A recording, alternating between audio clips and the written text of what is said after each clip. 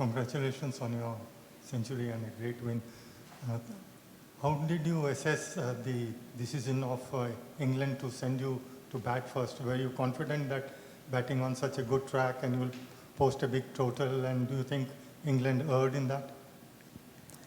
Not really. I mean, if I would have won the toss, we would have fielded first as well, because wicket is really good to bat on, and sometimes wicket like these, it's hard to defend a total. I mean, so I wouldn't say that they erred for sure. And but yeah, we knew that of course toss is not going to play a huge role, because if you actually bat well, the wicket's not going to change, the conditions not going to change quite a lot. So yeah, I mean, it wasn't like a bad toss to lose, but I mean, if we would have won the toss, we would have fielded first as well.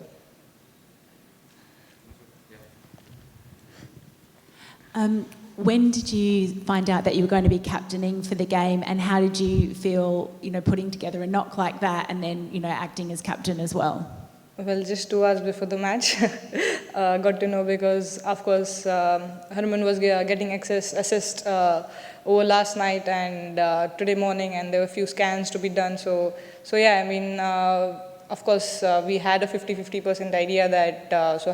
I had a chat with the bowlers around what the plans are and all, and I was pretty ready last night. But yeah, the confirmation came today. But yeah, I mean, as a batter, it doesn't change quite a lot. I mean, you don't think that you're captaining and you bat differently. I mean, you just, whenever you have the bat in the hand, you have to do the job for the team, regardless of the position you're in. So yeah, I mean, really happy that I could contribute today. Anyone else? When you scored your 100, you pointed at somebody. Can you just explain who you were pointing at? What was that reaction?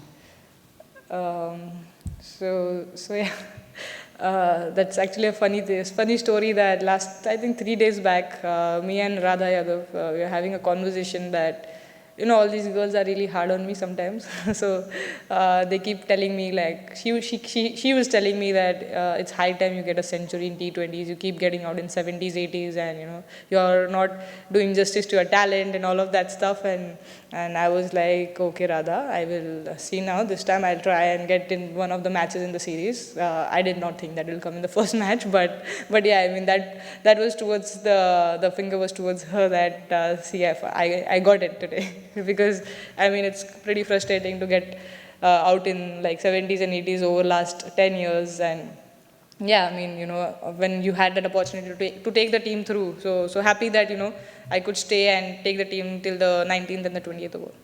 Thanks. Can you tell something about the performance of your spinners? It was really high class, especially the debutant who took 4 wickets. Means you expected your spinners to bowl so well on that flat track? Yeah, I mean, the way the bowlers bowled and executed the plans, I mean, was just amazing. That makes our job very, very easy when they bowl like that. And they all were really focused. They knew their plans, especially, I mean, Shree to come in the first match and bowl. I mean, we saw what she could do in WPL a little bit. She was always looking really like a good bowler, but today the way she actually bowled was amazing. And all the bowlers, I mean, the plans were pretty clear. Even when we were inside and there were a few wickets fell and Nat was on the one end, the plan was pretty clear to try and execute a best ball to Nat and give a single to her, which they did brilliantly throughout. So any match of T20 cricket cannot be won if bowlers don't do the way today they did. You've obviously played here in the 100 and you've spoken about what an iconic ground it is. What does it mean to you to represent India here? Yeah, I mean, I was very surprised when in the last PC they told me that it's going to be the first international T20 women's match here, which was pretty surprising because we've played, I think, 3 or 4 years of 100 here, and always, I used to love playing 100. Unfortunately, I'm not coming over this year, but yeah, I mean, whenever I've come here and I have good memories, whenever I've played for Brave against Trent Rockets.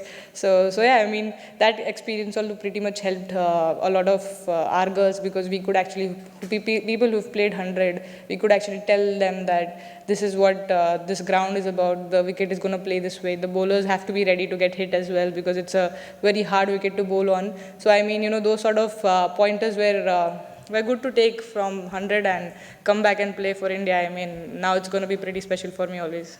There was one more. Yeah.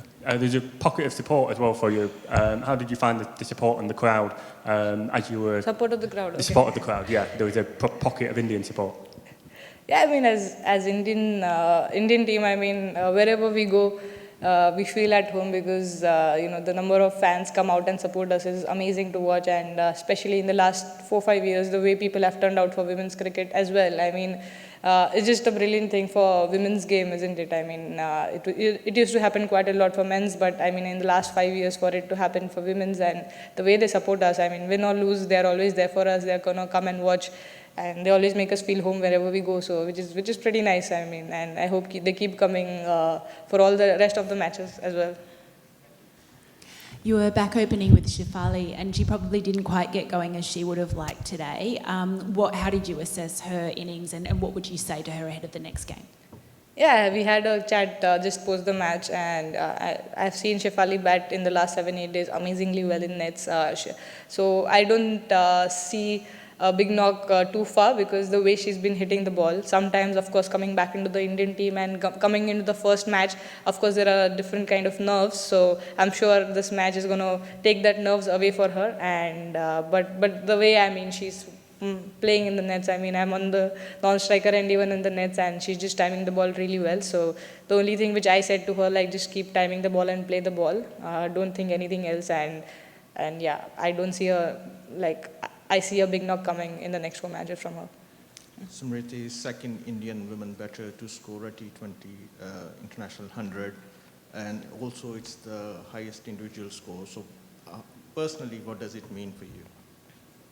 Yeah, it's a nice feeling because, of course, this format is something which, for me as a batter, I need to keep pushing and keep improving. It's not a very natural format for me because, of course, I like to time the ball, not a big hitter of the ball, and for the last 6 years, it's always a work in progress, and it's still in work in progress. So to actually get 100 in this format, of course, getting it before in Test cricket and One-Day cricket, which are more suited to my batting, but getting it in this format is pretty special because it's not one of my strengths, but yeah, I mean, that the improvement, and I'm trying to work a lot on my power hitting and to see that come through, which is a really nice feeling. But yeah, I mean, it's a good feeling.